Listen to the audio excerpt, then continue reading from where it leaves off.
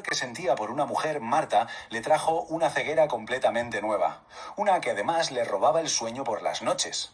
Y es que esta frase, que suena así como muy poética, la verdad, resume a la perfección el problema de Julián. Su insomnio no era por el café ni por el ruido de la ciudad. ¿Qué va? Venía de un sitio mucho más profundo, de todos esos sentimientos que no se atrevía a expresar. Bueno, la premisa de la historia es bastante simple. Tenemos a Julián y a Marta. Ambos son ciegos. Se conocen, conectan y él se enamora. Pero claro, con ese amor llega un conflicto interno que lo mantiene en vela noche tras noche.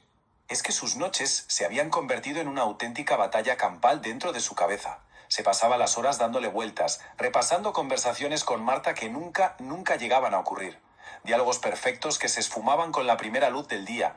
Y siempre lo mismo, posponiendo el momento de la verdad, susurrándole a la almohada, mañana se lo digo. Un mañana que por supuesto nunca llegaba. A ver, esta ansiedad que se estaba comiendo a Julián por dentro no era algo abstracto, ¿eh? Se manifestaba en forma de preguntas. Preguntas muy concretas que se repetían en su mente como un disco rayado, sobre todo por la noche.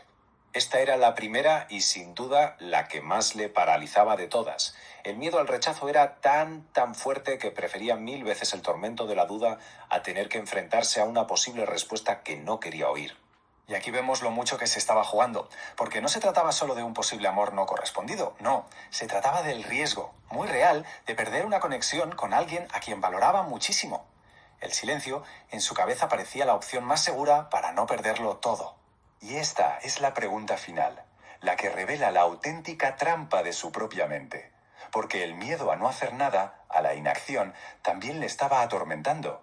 Estaba completamente atrapado entre el miedo a hablar y el terror a no hacerlo nunca.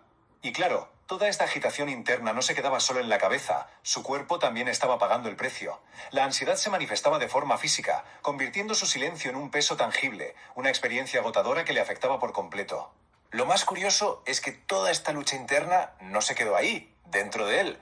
Al final se desbordó al mundo exterior y de formas bastante cómicas, la verdad, a través de 3 anécdotas.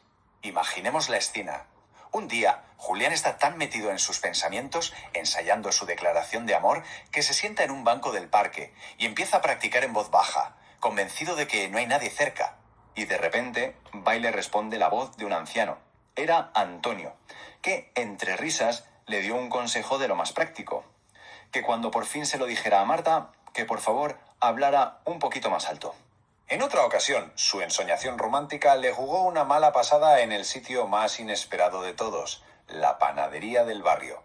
Entró a comprar el pan, pero su mente, claro, estaba a otra cosa.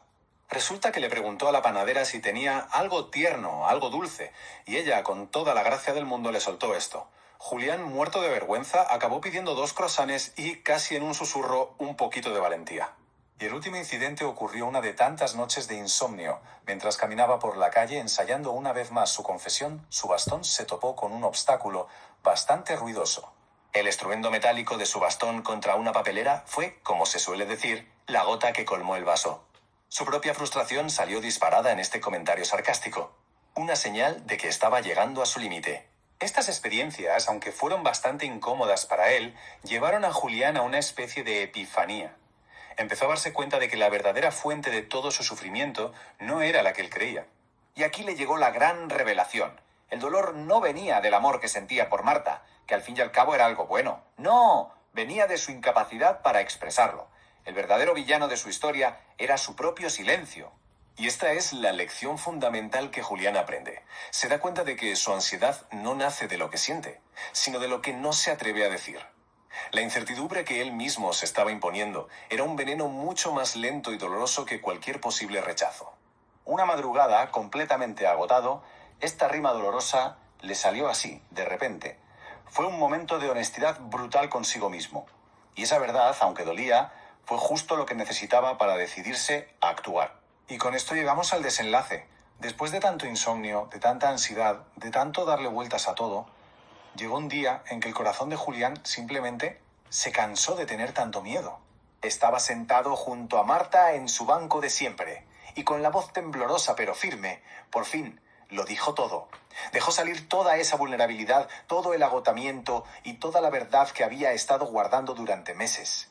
Y entonces se hizo el silencio. Unos pocos segundos que para Julián debieron de ser como una eternidad. Todo su miedo, toda su ansiedad estaba contenida en esa pequeña pausa, mientras esperaba una respuesta. Y la respuesta llegó. Resulta que Marta no solo sentía lo mismo, sino que ella también había estado atrapada en un silencio parecido. Y con una sonrisa le añadió que, por cierto, hacía muchísimo ruido cuando ensayaba sus declaraciones por la calle. Y esa es la poderosa conclusión de esta historia. La cura para el insomnio de Julián no fue la respuesta de Marta en sí, sino el valor que encontró para hacer la pregunta. La solución no estaba en la certeza, sino en el coraje de ser vulnerable y por fin romper el silencio. Esa noche, por primera vez en mucho tiempo, Julián durmió. Seleccionado. Servicios en US. Grabación de la pantalla.